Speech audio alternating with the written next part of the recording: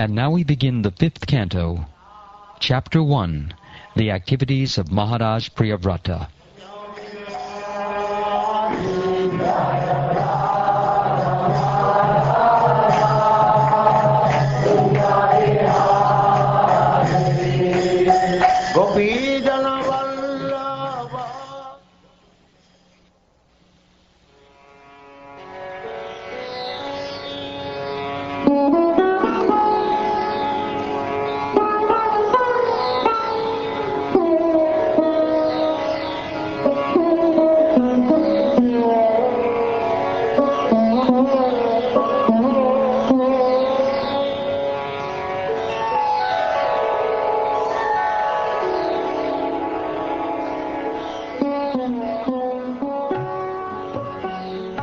King Parikshit inquired from Shukdev Goswami, O great sage, why did King Priyavrata, who was a great self-realized devotee of the Lord, remain in household life, which is the root cause of the bondage of karma or fruitive activities, and which defeats the mission of human life? Devotees are certainly liberated persons. Therefore, O greatest of the Brahmins, they cannot possibly be absorbed in family affairs.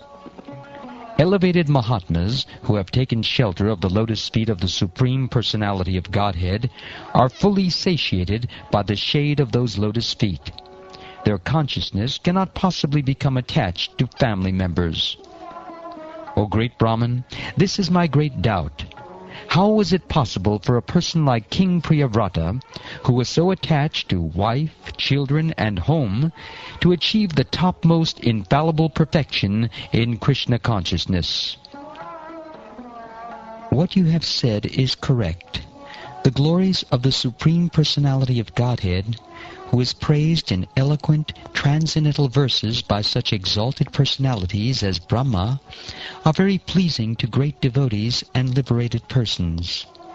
One who is attached to the nectarine honey of the Lord's lotus feet, and whose mind is always absorbed in his glories, may sometimes be checked by some impediment, but he still never gives up the exalted position he has acquired. My dear King, Prince Priyavrata was a great devotee because he sought the lotus feet of Narad, his spiritual master, and thus achieved the highest perfection in transcendental knowledge.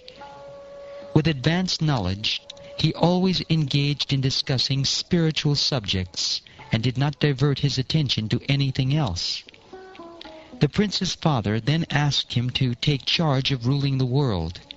He tried to convince Priyavrata that this was his duty, as indicated in the revealed scriptures. Prince Priyavrata, however, was continuously practicing bhakti yoga by constantly remembering the Supreme Personality of Godhead, thus engaging all his senses in the service of the Lord. Therefore, although the order of his father could not be rejected, the prince did not welcome it. Thus he very conscientiously raised the question of whether he might be diverted from devotional service by accepting the responsibility of ruling over the world.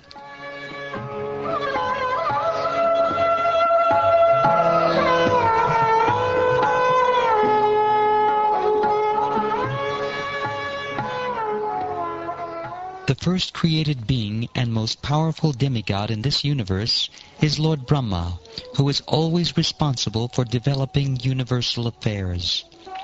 Born directly from the Supreme Personality of Godhead, he dedicates his activities to the welfare of the entire universe, for he knows the purpose of the universal creation.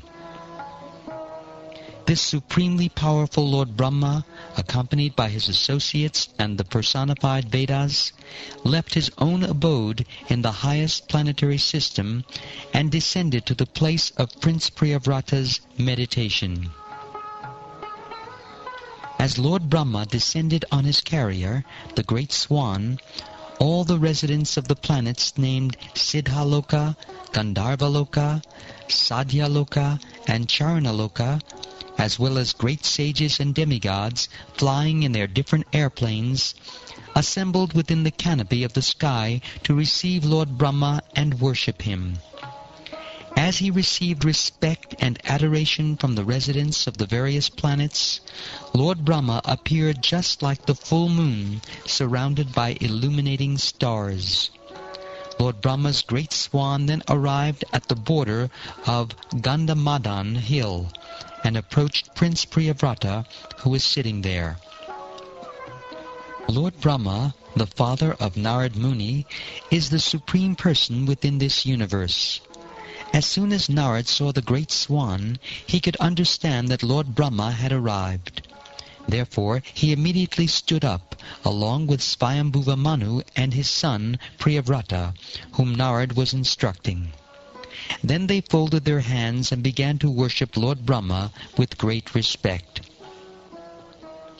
My dear King Pariksit, because Lord Brahma had finally descended from Satyaloka to Bhuloka, Narad Muni, Prince Priyavrata, and Svayambhuva Manu came forward to offer him objects of worship and to praise him in highly qualified language according to Vedic etiquette. At that time, Lord Brahma, the original person of this universe, felt compassion for Priyavrata, and looking upon him with a smiling face, spoke to him as follows. My dear Priyavrata, kindly hear attentively what I shall say to you. Do not be jealous of the Supreme Lord, who is beyond our experimental measurements. All of us, including Lord Shiva, your father, and the great sage Maharshi Narad, must carry out the order of the Supreme. We cannot deviate from his order. One cannot avoid the order of the Supreme Personality of Godhead, not by the strength of severe austerities, an exalted Vedic education, or the power of mystic yoga, physical prowess, or intellectual activities. Nor can one use his power of religion, his material opulence, or any other means, either by himself or with the help of others, to defy the orders of the Supreme Lord. That is not possible for any living being, from Brahma down to the ant. My dear Priyavrata, by the order of the Supreme Personality of Godhead, all living entities accept different types of bodies for birth and death, activity, lamentation, illusion, fear of future dangers, and happiness and distress. My dear boy, all of us are bound by the Vedic injunctions to the divisions of Varnashram according to our qualities and work. These divisions are difficult to avoid because they are scientifically arranged. We must therefore carry out our duties of Varnashram Dharma, like bulls obliged to move according to the direction of a driver pulling on ropes knotted to their noses. My dear Priyavrata, according to our association with different modes of material nature, the Supreme Personality of Godhead gives us our specific bodies and the happiness and distress we achieve. One must therefore remain situated as he is and be conducted by the Supreme Personality of Godhead, exactly as a blind man is led by a person who has eyes with which to see.